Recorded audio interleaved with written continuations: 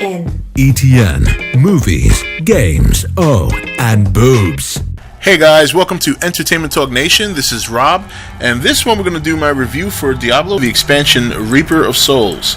So it's been a long time since I've played this game, and to be quite honest, I went through the whole thing with the, running through the game several times, getting to Inferno, beating Inferno, and trying to farm for loot, and much like a lot of people, just was not successful with the crazy drop rates or lack thereof the first time around. After beating it on Inferno and not really getting the kind of gear that I would have liked, I gave up on it, and I decided to just wait, hopefully until one day that they improved it, and thankfully they did. Reaper of Souls is a different monster. Now, the campaign is one thing. It's not a long campaign. I've only had the game a couple of days, and already I'm level 70, and I'm already in the after game, or the post-campaign, I should say. And to be quite honest, that's really where this game shines. I mean, the campaign's good, don't get me wrong, I enjoyed it, but this is where the game shines.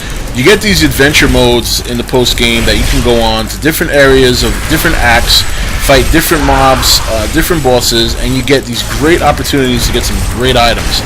Now, starting back in the game, I had old loot from, Diablo pretty much when it first came out. So my concern when I went in was, boy, am I gonna get my ass handed to me because my gear is so outdated and they've updated so many things that it may not perform the way it did before. But luckily that wasn't the case. I was able to start off doing pretty well with the gear that I had, and I have already quickly replaced pretty much everything. I've got several legendary items, two of them being weapons. One is a chest piece, and I have a legendary shield that I keep in my stash if I want a sword and board when I play with some friends, you know what I mean?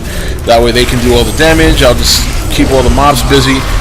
But in this case, I'm playing solo. I'm playing with my Barbarian, who is somewhat of a whirlwind build, as you can see here. But I don't use some of the other skills that follow that whirlwind build mold. I have some other attacks that I like to use that I feel just for me personally perform better, and that is Hammer of the Ancients, Overpower. I like that combination, and I smash those two keys when I have a full set of Fury, and I'm in a large group of enemies. That way I can just kind of drop them all at the same time. So for me it works. From the time I started playing the game in the campaign to this point, I've only died about 2 times. This is actually hard mode, but I'm already at the point where I've exceeded hard mode, and I'm pretty much ready for the next level.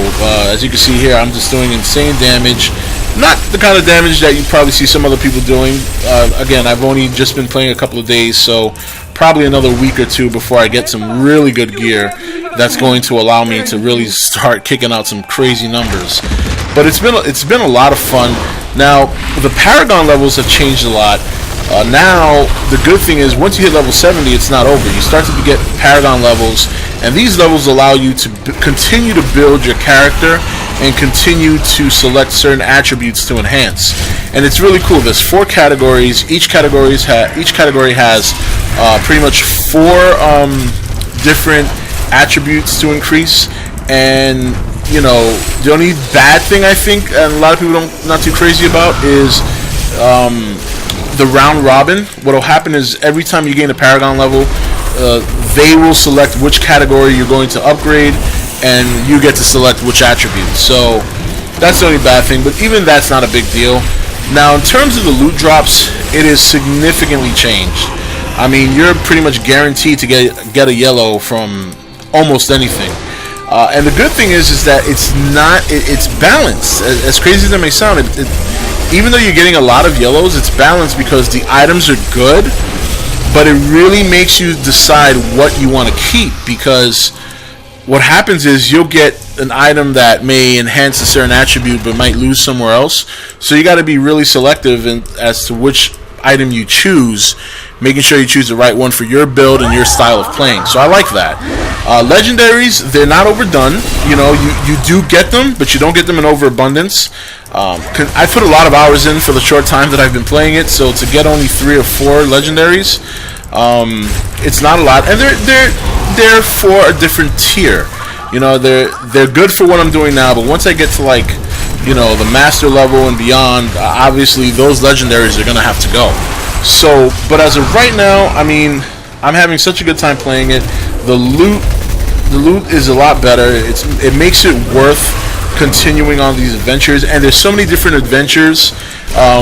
Once you finish them, you get what's called a rift stone, and these take you into a nephalim obelisk, and you get to go in there and fight enemies that are tougher, and then you get to fight a boss at the end that's pretty difficult. Some of them I've had have been really hard, and they drop a lot of loot.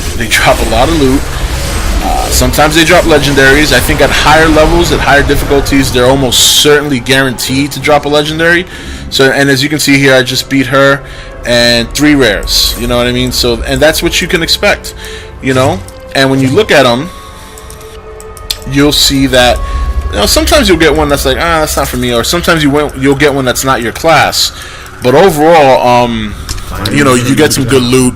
You get an opportunity to look through them, really make a well thought out decision on what you want to keep for your gear, your style of playing, and your build. And it's fun. It's fun. It's addicting, you know, because you'll get something like, oh wow, all right, I might hold on to that. Let me think over that. I'm gonna go and see if I can find something better. And that's how they hook you. And you know, and it's fun. It's a lot of fun. For me, I play 2 styles. If I'm soloing, I go for an offensive build. I know that sounds crazy, but I go offensive when I solo, and when I group with other people, like a couple of my buddies, I'll go sword and board so they can stay back and do their thing, and I'll just keep all the enemies towards me. But it's a lot of fun. If you have Diablo 3 and you've kind of given up on it, I recommend getting Reaper of Souls. It really, they revitalized the whole system. Paragon levels are great.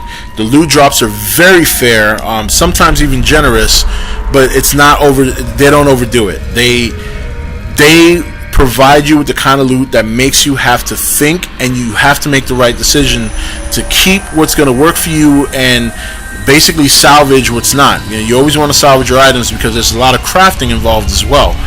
So overall, a great improvement. I'm so happy that they did this.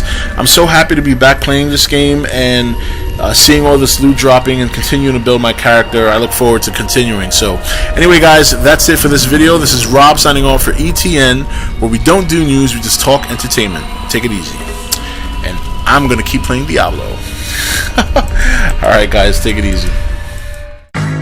Thank you for watching E.T.N. Don't forget to subscribe and join the Nation Facebook page.